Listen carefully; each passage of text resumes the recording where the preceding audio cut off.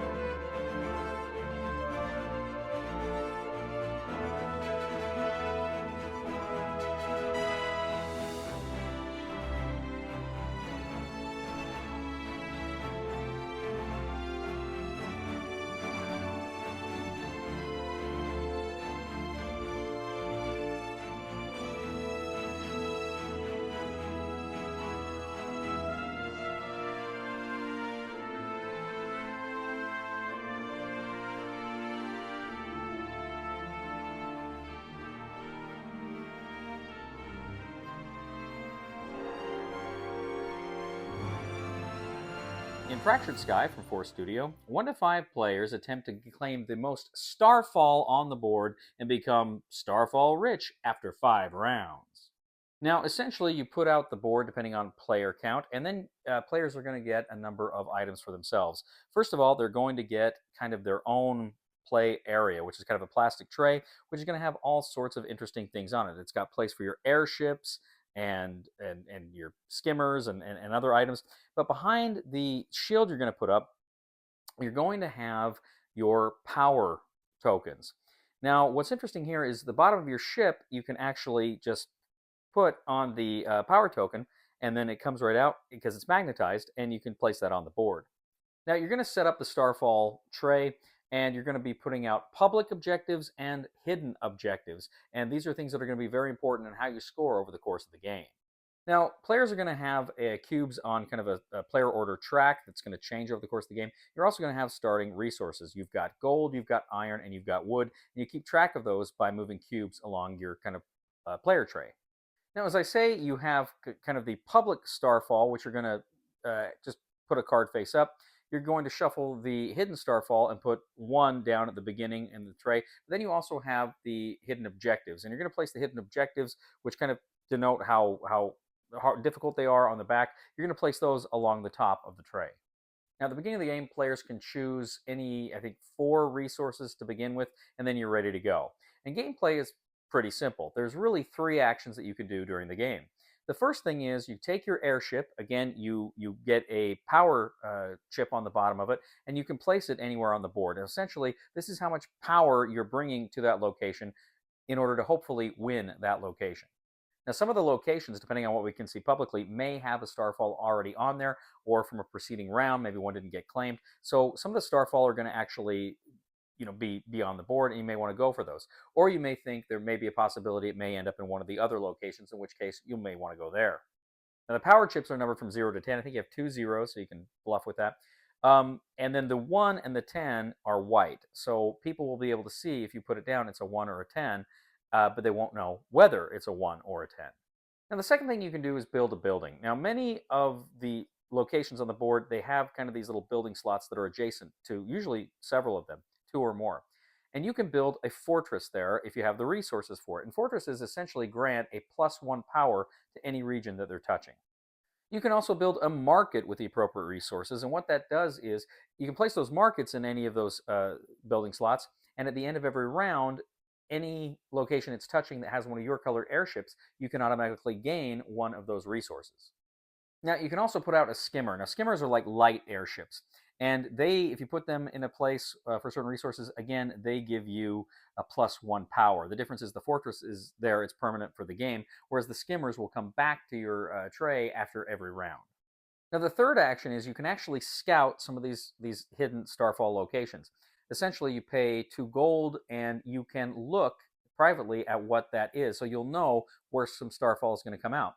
You can even if you want, put a cube there and take one resource. But if you do that, you're kind of tipping your hand. You're letting people know, okay, I know Starfall is going to land in a space that just has wood or just has gold or just has iron. So that can be kind of tricky if you want to do it, but that is available to you. Now, as soon as a player puts out all three of their airships, they can then determine where they want to be. They either drop or lift their cube to the next track, where they want to be in next player order. So the first player that spends all their ships can decide first where they want to be, and then subsequent players will have the option after that. At the end of a round, after everybody's placed all their airships, you're going to go ahead and remove the airships, but leave your power tokens behind. And then you're going to see who won each location. Now, if you got the most resource or you got the most power in a location, you win any starfall that's there. If you have the second most, you get 2 resources that are there. If you have the third most, you get 1 resource there. And if you're the fourth player there, you don't get any resources. You're going to go ahead and reveal all that hidden information to see where the starfall lands. Now, you go ahead, you do this for 5 rounds, and at the end of the 5 rounds, whoever has the most starfall wins. Fractured Sky. We'll get back to the review in just a moment. I want to take a minute to ask you to check out my other channel, that is Cody Carlson, PhD, where we talk about history, books on history, military history. I even post some of my lectures for my classes on there. Please check that out. Please subscribe to that channel. And now, back to the review. All right, so Fractured Sky. This is a game, actually, that Force Studios sent to me several months ago, and it's one I kept wanting to get to the table, and just for one reason or another, I didn't. Now, I got to be honest, the artwork and the theming here seemed a little too cute for me, and my feeling was Force Studios made just some really great games. I love Moonrakers. I think Moonrakers is excellent. And so I was kind of thinking, okay, despite the cuteness, this might be one that rings true with me because I I like some of the other stuff they've done. And yet it's still, I just, for one reason or another, couldn't get it to the table, couldn't get it to the table. Well, we finally got it to the table here not too long ago. We played a 3-player game, our first game. And right off the bat, the thing that strikes you here is this is, I think, the upgraded component one. They have, I think they have another version that's the components aren't quite as good. This is the upgraded component one, and it's beautiful. This is a wonderful production. The minis look great here. The artwork is really good. Just all told, they've got some of the cards that have like the holograms on them here. Really is blown away with the production. They went all out, and I mean, if Force Studio continues to put out this production quality level, I think we're in for some real treats in the future, because this was just a beautiful game. It's a pretty simple game. Like I say, you pretty much just got those 3 actions on your turn. You can put your airship down, make a building, peek at cards. So it's real basic stuff. And depending on how many resources you have, you can hold off putting out your ships for quite a while and see what other people are doing, right? And try to counter that. So you can be peeking at cards and seeing what they're doing, and you've got an idea of where things are going to fall. It's really, I was surprised at how much this game, well, Frank, how much fun this game was.